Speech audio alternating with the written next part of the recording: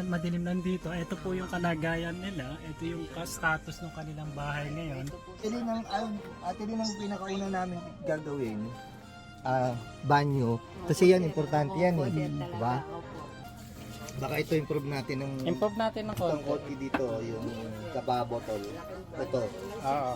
pwede. Improve lang natin. Improve natin Kahit yung maliit kababo. lang na ano, na Kahit na hindi black. naman lang, isunod mo na lang yung tuloy sukat. Nangarap ko nga ako, sir, nito, mapagawa ko. Kaso, So Ate Lynn, ilan taon na ba kayo dito na? matagal na po, sir, dito na po talaga kami. Kaso, wala na po akong tatay. Wala na So, po akong mama. Nung Wala na. may asawa kayo? Opo. Yung Andi- asawa ko po, nag-extra po sa trabaho. Hindi po sapat yung ano niya eh. Yung Ano po yung trabaho security ng guard po, security sir. guard siya? Wala po siyang dating ano.